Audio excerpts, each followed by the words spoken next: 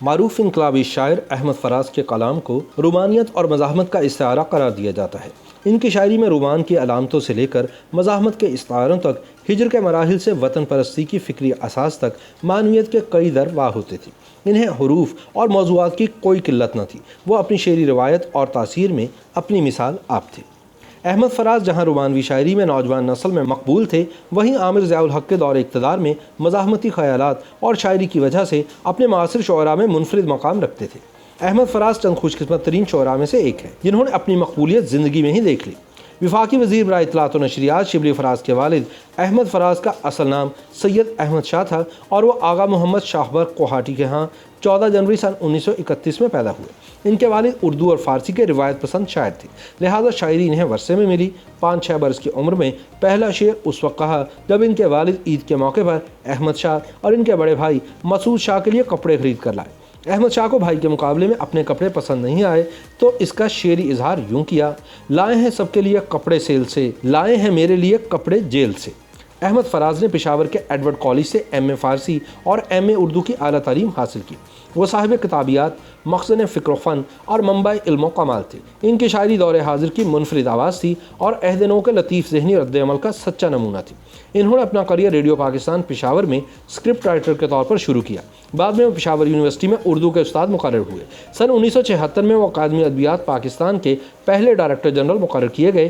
بعد ازاں انہیں نیشنل بک فاؤنڈیشن کا ایم.ڈی. بنا دیا گیا۔ احمد فراز کی شاعری میں صدیوں کے تلاطم کا شعور بھی ہے اور عہد ناپرساں کی تلخیوں کا ادراک بھی۔ فراز کی فکر رسا لمحہ موجود سے سراغ پاتی ہے اور اندیکھے مناظر کی رخ کشید کرتی ہے۔ ان کی غزلیں تغزل سے بھرپور نادر مضامین اور خیالات کا مرقع ہے۔ آج بھی مہدی حسن اور نور جہاں کی آواز میں احمد فراز کا تخلیق کردہ کلام ہماری سماعتوں میں رس گھولتا ہے۔ احمد فراز کے کلام میں رومانوی رنگ غالب ہے، تاہم ان کی غزل میں نو کلاسیکی رنگ نمایاں ہے۔ انہوں نے مزاحمتی شاعری میں بھی ایک مقام پیدا کیا ہے۔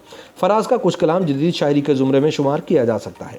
فیض احمد فیض کے برعکس ان کی شاعری مغربی زبانوں کی شاعری کی بجائے اردو اور فارسی کی خوشبو سے آراستہ ہے۔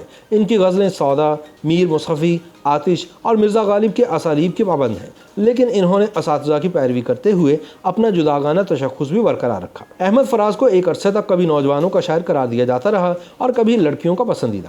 ان کی شاعری پڑھ کر اندازہ ہوتا ہے کہ ان کی تمام عمر محبتوں میں گزری ہے۔ تنہا تنہا سے لے کر جانا جانا تک محبت کے ٹوٹتے اور شروع ہوتے سلسلے نظر آتے ہیں۔ وہ اپنی رومان پرست طبیعت کے بارے میں کہتے ہیں: میں مانتا ہوں رومانس میری شخصیت کا ایک حصہ ہے اور میری شاعری میں اس کا غلبہ ہے، لیکن زیادہ موضوعات ہیں کہاں؟ کیا آپ مجھے محبت کے علاوہ کوئی موضوع بتا سکتے ہیں؟ ہر شاعر عہد قدیم سے لے کر آج تک محبت کے موضوعات پر اپنے تجربات کی روشنی میں لکھ رہا ہے، لیکن یہ موضوع پھر بھی نیا ہے۔ مزاحمتی شاعری میں فراز کا شمار ان کی نظم پیشہ ور قاتلوں کے منظر عام پر آنے سے ہونے لگا تھا۔ یہ نظم آزادانہ دستیاب نہ تھی۔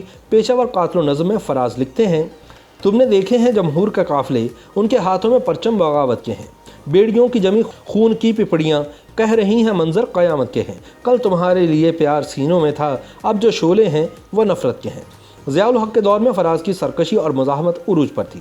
آمریت کے زمانے میں ان کی نظم محاصرہ عصر حاضر کا ترانہ بن گئی۔ مزاحمتی ادب کی تاریخ میں یہ نظم ایک امتیازی حیثیت کی حامل رہے گی۔ ضیاء الحق کے دور میں ہی انہوں نے خود ساختہ جلا وطنی اختیار کی، لندن کی سڑکوں پر وطن کے گلی کوچے یاد کرتے رہے۔ پرویز مشرف کے دور میں ملنے والے سرکاری اعزاز ہلال امتیاز کو بھی واپس کر دیا۔ احمد فراز نے حق بات کہنے میں کبھی پسپائی اختیار نہ کی۔ انہیں ملنے والے دیگر اعزازات میں آدمجی ادبی انعام، کمال فن ایوارڈ اور ستارہ امتیاز شامل ہیں۔ جامعہ کراچی نے انہیں PhD کے اعزازی سند بھی عطا کی تھی۔ احمد فراز کے 14 مجموعہ کلام میں تنہا تنہا، دردشوب، نایاب، شب خون، میرے خواب ریزہ ریزہ، جانا جانا، بے آواز گلی کوچوں میں، نابینا شہر میں آئینہ، سب آوازیں میری ہیں اور اے عشق جنوں پیشہ شامل ہیں۔ فراز کے کلام کی کلیات بھی شہر سخن آراستہ ہے کے عنوان سے شائع کی گئی ہے، جس کے 1500 سے زائد صفحات پر احمد فراز کے احساسات کی کہکشاں یکجا ہے۔ اس میں کوئی شک نہیں کہ وہ اپنی زندگی کے آخری لمحات تک عزیز جہاں رہے، اور اس حقیقت کا اعتراف بھی ضروری ہے کہ برق کوہاٹی کے اس فرزند نے شاعری کی دنیا پر حکمرانی کی اور شہرت عام سمیٹی۔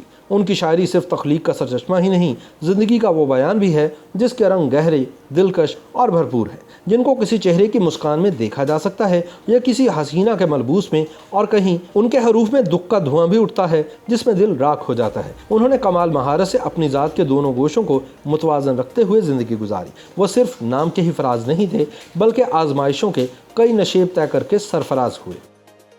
YouTube पर गूगली न्यूज देखने के लिए youtube.com की सर्च बार में गूगली न्यूज टीवी टाइप करें। गूगली न्यूज के पेज पर सुर्ख रंग के सब्सक्रिप्शन वाले बटन पर क्लिक करना ना भूलिए। YouTube पेज पर अपलोड होने वाली वीडियोस से बाखबर रहने के लिए बेल आइकन पर क्लिक कीजिए। आपको हर नई वीडियो के बारे में नोटिफिकेशन मौसूल हो जाएगा।